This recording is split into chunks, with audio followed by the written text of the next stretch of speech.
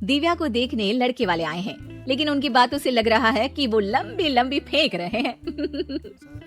हमारे यहाँ 5 कार हैं, 7 बाइक्स हैं, फिर भी हम बस से आए हैं। वो क्या है ना कि हमें दिखावे का बिल्कुल शौक नहीं है। बड़ा नेक ख्याल है बेटा। लेकिन खुद की गाड़ी में बैठना दिखावा थोड़ी ना होता है। अरे हम दिल्ली से आए हैं, वहाँ पोल्यूशन बहुत है ना, तो हम गाड़ी में नहीं निकलते हैं। हाँ, ये उससे भी बड़ा नेक ख्याल है बेटा। लेकिन अगर आपको पोल्यूशन की इतनी चिंता है तो घर में 5 कार और 7 बाइक क्यों रखी है?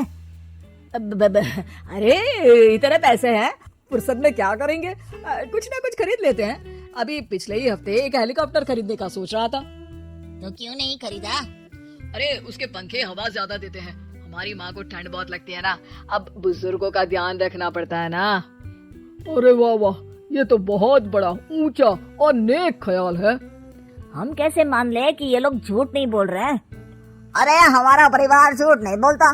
दिल्ली शहर में किसी से भी पूछ लीजिएगा, हमारे बेटे का बड़े लोगों में उठना बैठना है। हाँ। अरे छोटो चुप रह, इतने बड़े लोग हैं, झूठ क्यों बोलेंगे? हमारी फैक्ट्री है, और ऐसी फैक्ट्री कि यहाँ ग्राहक आया, इधर सामान बनाया जल्दी जल्दी, और हम हर काम ना जल्दी करते हैं। हाँ वही तो, तब जल्दी जल्दी अपनी बेटी का हाथ हमारे बेटे के हाथ में दे दीजिए।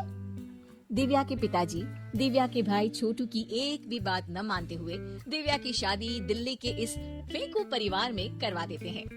जब दिव्या ससुराल पहुंचती है तब आपकी कार्स और बाइक्स कहाँ है? मुझे बाहर जाना था किसी काम से। कार और बाइक्स?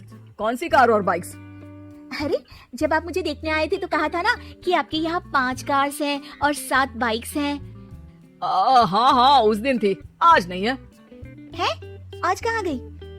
अरे जिनकी थी वो ले गए। मतलब वो आपकी नहीं थी? आपने तो कहा था हमारे घर पर है। हाँ घर पर थी, बाबूजी का एक पार्ट टाइम काम है कार और बाइक धोने का। उस दिन घर पे 5 कार और 7 बाइक्स थी तो बोल दिया था। अरे झूठ थोड़ी ना बोला है, जैसा था वैसा बोल दिया। और वो हेलीकॉप्टर खरीदने वाली बात, वो झूठ थी क्या? अरे बिल्कुल नहीं, शहर में एक नई कंपनी आई है पंखे की, जिसके पंखे बड़े हैं, कंपनी का नाम हेलीकॉप्टर रखा है। जब लेने गए तो हवा बहुत तेज फेंक रहा था, तो माँ ने बोला ठंडी लगेगी बेटा। वैसे भी दिल्ली में ठंड ज्यादा होती है ना, झूठ कहाँ बोला मैंने, जैसा था वैसा बोल दिया। हे भगवान, और वो फैक्ट्री वाली बात, इधर ग्राहक आया उधर सामान तैयार। अरे वो भी तो बिल्कुल सही है, मेरा ना पानी पूरी का ठेला है, इधर ग्राहक आता है उधर पानी पूरी बना देता हूँ। अरे झूठ कहाँ बोला, जैसा था वैसा बोल दिया। हे राम, मेरे तो कर्म फूट गए। आपने तो कहा था कि आप लोगों का बड़े लोगों में उठना बैठना है। अरे है तो, पहले मैं बहुत बड़े लोगों के यहाँ नौकर था, जब भी कोई गलती करता तो वो मुझसे उठक बैठक लगवा देते। हो गया ना बड़े लोगों में उठना बैठना। दिव्या अपने साथ हुए धोखे पर रोने लगती है और ठान लेती है कि वो ससुराल वालों को लाइन पर लाकर ही रहेगी और उनकी ये झूठ बोलने वाली आदत छुड़वा कर रहेगी। आप लोग खाने में क्या लेंगे? करेला खा लूंगा। अरे मुझे तो टिंडे खाने हैं। कद्दू खाऊंगा। अच्छी बात है, खाने के टेबल पर मिलते हैं। शाम को जब सब खाने के टेबल पर मिलते हैं तो सब देखते हैं कि टेबल पर प्लेट्स में एक पूरा और कच्चा कद्दू रखा है, कच्चा करेला रखा है और कच्चे टिंडे भी रखे हैं। बहू ये सब क्या है? ससुर जी के लिए करेले, आपके लिए टिंडे और श्रवण जी के लिए कद्दू। अरे वो तो दिख रहा है, लेकिन ये पकाया क्यों नहीं है?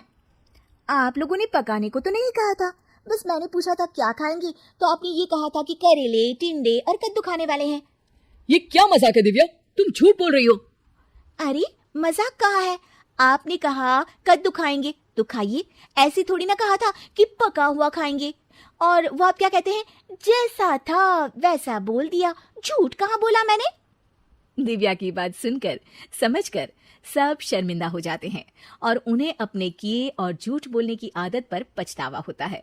दिव्या समझदारी दिखाते हुए उन्हें सच के रास्ते पर चलने और किसी से मजाक में भी झूठ ना बोलने की सीख देती है और उनके काम में मदद करके उनके काम को और बड़ा बनाने में मदद करने लग जाती है।